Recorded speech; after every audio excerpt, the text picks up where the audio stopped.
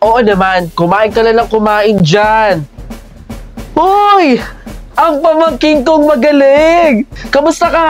Asan yung girlfriend mo? Bakit hindi mo sinama? Dapat sinama mo dito sa family reunion natin. Teka nga, ilang taon ka na ba? 26 na po ako, tita. 26? Oh, asan yung girlfriend mo? Naku baka boyfriend yan. Bawal yan sa pamilya natin. Tandaan mo. O siya, sige, kumain ka na doon. Tahimik ka na dyan agad, pamangkin. Baka nga, no? Eto na yung regalo ko sa'yo. Kunin mo na. Uy! May! Hello po, tita. Ba't ang laki ng tiyan mo? Buntis ka ba? Hindi po. Busog lang po ako, tita. Ha? Hindi ka buntis? So, tumaba ka? Diyos ko po, tumaba ka, May! Teka, ilang taon na kayong kasal, di ba na asawa mo? 2 taon na po kaming kasal. Bakit hindi ka pa nagkakaanak? Dapat magkaanak na kayo. Basta, nag-advise lang ako dapat magkaanak na kayo. Next year, i-goal nyo na yan ang asawa mo, ha? Uy, kumare, sige, papunta na ako dyan. Oo naman. Yung anak ko nakagraduate na, no? Doktor na yun. Sa inyo, mamaya pupuntahin dito, bibisitahin tayo. Uy, si Pinsan, no? Pinsan! Pinsan! Kamusta ka na? Sabi ko naman kasi sa iyo, dapat nag-aral ka. Oh, tignan mo ngayon, kung ano yung tsura mo ngayon. Mahirap na tao pa din. Hay nako, Pinsan, dapat yung mga anak mo nakatapos na din, ha? Katulad ng mga anak namin. Nakakahiya nga pumunta dito, Huwag ka nang mahiya. Tayo lang magpapamilya dito, Magkakahiyaan pa ba tayo? Pumasok ka dito, kumain ka dito. Marami pagkain dito. Kasi alam ko naman na hindi ka nakakakain. Pupunta din yung anak ko, yung nakasalamin. Tay?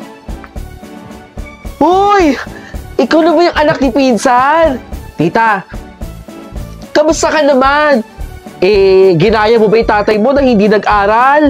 Baka di ka rin nag-aral, ha? Hoy, Mark, congratulations, ha? Napakagaling mo. Top-notcher ka pala sa bar exam. Uy, salamat sa pagbati, Ibig sabihin, abogado ka na?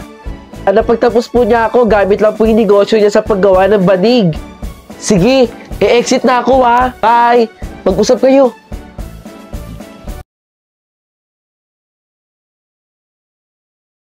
Apo!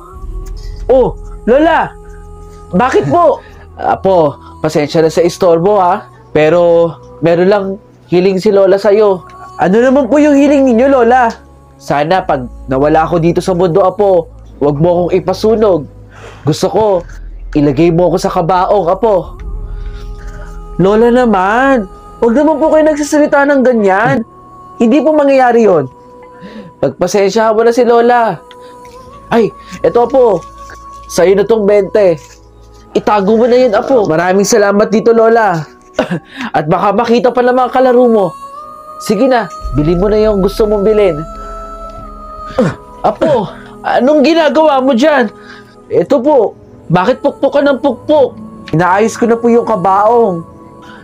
Masakit man po sa akin, pero dahil gusto ninyo, gagawin ko po. Nagpapasalamat ako sa'yo, Apo. Kasi kahit sa hiling ko na to, tinutupad mo pa din, Apo. Wala man po tayong maraming pera, pero sobra-sobra po ang pagmamahal na binigay nyo sa akin. Kaya binabalik ko lang din, Lola. Kung ano man yung gusto mo, gagawin ko po. Mahal na mahal kita, Lola. Apo! Halika rito, Apo. Meron akong hinandang tubig para sa'yo. Alam kong pagod na pagod ka dyan, kakapokpok. Oh, inumin mo to, Apo. Apo, maraming salamat. Dahil kahit sa konting panahon ko na lang dito sa mundo tinupad mo pa ang hiling ko. Wala ho yun, Lola. Kulang pa po ito. Maraming salamat, Apo. At pagpasensyahan mo na si Lola.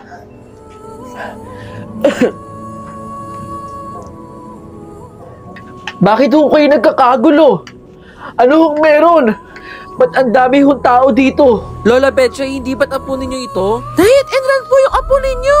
Oo! Apo ko yan! Naku po, tinakbuhan po ng nakasagasa. Ha? At mukhang wala na pong buhay, Lola Pechay. Ang apo ko! Sakto po.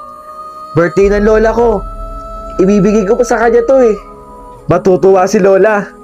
Salamat po ulit. Hala! Napunton! Oh, na-enjoy mo ba yung content ko? At gusto mo rin bang manalo ng POV shirt gaya ng suot ko? Madiscarding nila lang? Nako, wag mong kalimutang i-follow yung Facebook page na nandito sa screen. At mag-comment ka sa nakapin post. Sagutin mo lang ang tanong na, bakit dapat ka mabigyan ng POV clothing ko? 3 designs meron tayo. Malay mo, isa ka na sa mabigyan ng POV shirt ko. Ano pang inaantay mo? Mag-comment ka na dun. Bilis!